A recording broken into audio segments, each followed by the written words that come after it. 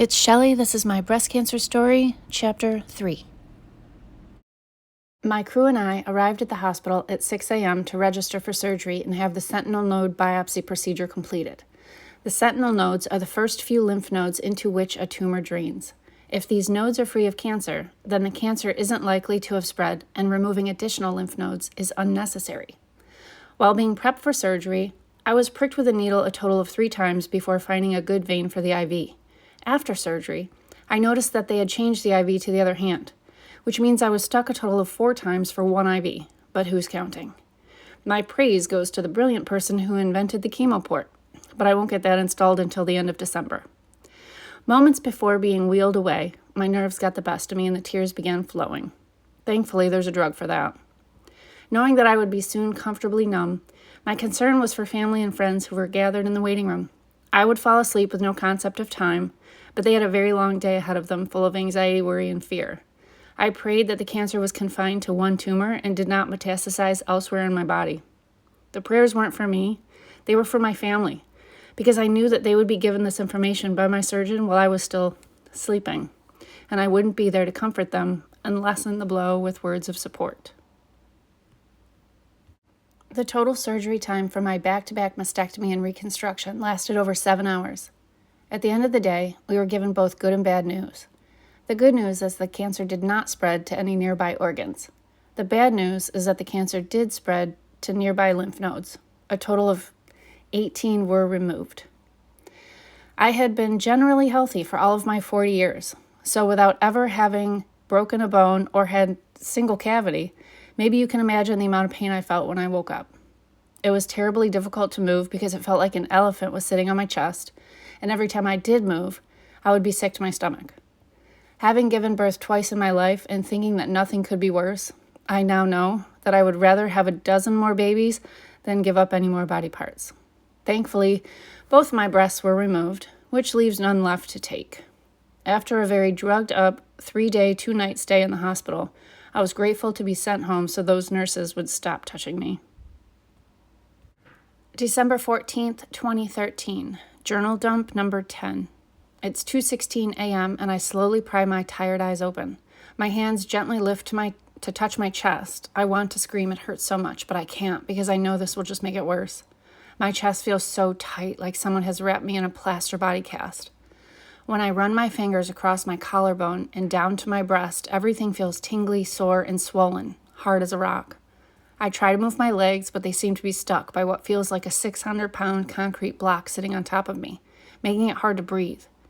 I didn't realize that it takes pec muscles to lift my leg from the horizontal position. Some thoughts begin to race through my mind. Where am I? This doesn't feel like my bed. What happened? Was I in a car accident? Why can't I move? Sure enough, the subconscious sleeping mind begins to wake, and reality slowly sets in. It's coming back to me. I'm on my couch, not in my bed. I can't move, and my chest hurts so bad because 5 days ago, I had a bilateral mastectomy. Oh, and I have breast cancer. With eyes fully open, I get up, I scoop up the two pain pills that I have waiting for me, and I sip water through a straw. Here's what I have learned over the past 5 days. In order to manage the pain medication needs to be taken at regular intervals. The worst thing for me was to wait for the pain to get unbearably bad before taking my prescribed pills. As I lay here, I remind myself to think happy thoughts until the pain medication begins to work. I'm not extraordinary. I'm simple. I'm not tough. I hurt. And I am weak. I am not strong. I am not a fighter. I am of the flight, not fight category. Or at least that's what I had always thought. But then I remember some things that have been said to me recently that remind me to fake it until I make it, and fight even when I don't feel like I can. December 20, 2013. Journal dump number 12. Today it's been 11 days since my surgery. It's 6:35 a.m., and I woke up about an hour ago due to the continuing nightmares that torment me every night. As I lay here in bed, I begin thinking of how much I miss some of the simple things I used to take for granted. I miss being able to sleep on my side.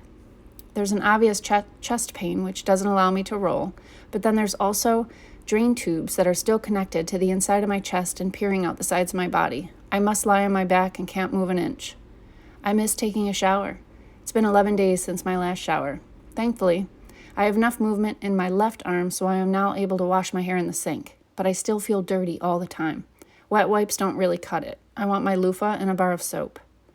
I'm so completely embarrassed when I have to open the door at home and wonder who stopped by to visit, because I don't want anyone to see me like this. I never really enjoyed sitting on the toilet, but I sure would like to excrete some waste.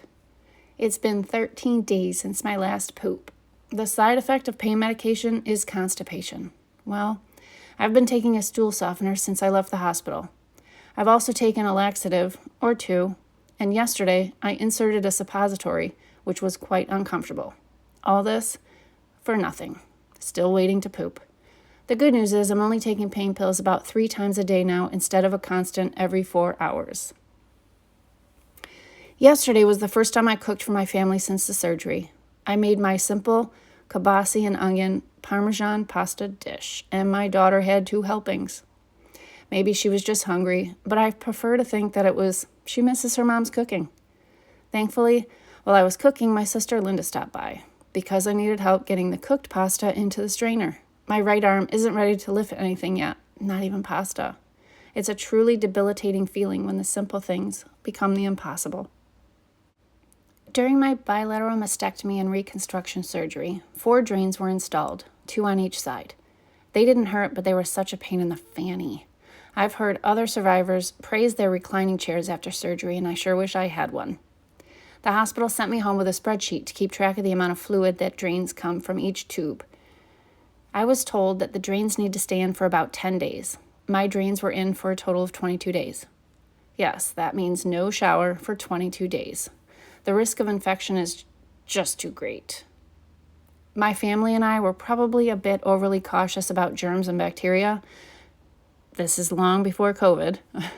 But I learned that many of the problems that could have arisen after reconstruction surgery are due to infection. I was not about to take any chances. Seriously, I had enough to worry about. I just wanted to recover from this surgery as quick as possible and regain my strength for the next phase of treatment. From what I heard, chemo takes all you've got. Every year for the past 18 years or so, I get a frantic phone call from my brother the day before Christmas Eve. I've learned to plan for this day, knowing that we will be last-minute shopping for his wife like so many other men I see wandering the stores in a final effort to get a gift under their tree. So, since I was determined that my life should remain as normal as possible, 15 days after my double mastectomy and reconstruction surgery, with drains hanging from each side of my body, my brother and I headed to the mall. This was our tradition, so I wasn't about to miss it. Especially since in the back of my mind, I constantly wondered how much time I had left and if this would be my last holiday. So this wasn't going to be the year I was screwing with tradition. We took it slow, and my brother played bodyguard all day, making sure no one got too close to me. One small accidental bump would have taken me right out of the game. Our adventure was a success, and as I reflect on that day, words can't express how grateful I am, now knowing that would be the last time we would shop together. On December 31st, I had surgery to install my chemo port, technically named Port-a-Cath. In most sarcastic tone, I think to myself, wow, what a memorable New Year's Eve this is. The surgery plus recovery time was only 3 hours. I was given twilight anesthesia, which kept me awake but with no feeling throughout the procedure. This round of IV drugs included fentanyl and Versed for anxiety, which I welcomed because another surgery with general anesthesia so soon after the last one really scared the shit out of me. A small plastic port with attached catheter tube, looks like a mouse tail, was inserted into my chest just above the original surgery site, and the mouse tail was carefully connected to the jugular vein in my neck. 2 hours after I left, all the drugs had worn off and I was in pain, a lot of pain. I could feel this foreign object moving around in my chest, and it felt like there was something stuck in the back of my throat, as if a piece of food didn't go all the way down. There's a sharp pain, a burning sensation, a pain in my back just behind the bottom of my shoulder blade on the same side as the port. There's an itchy, get this out of me pain. But again, there is good news. 48 hours later, and the pain was gone. Without being able to lift anything for 2 days, in order to allow the surrounding tissue time to attach itself properly to the port, my New Year's Eve party plans were somewhat limited. That's okay though, because all I'm looking forward to this year is making my New Year's wish. I wish for a speedy 2014. Let's get this year over with.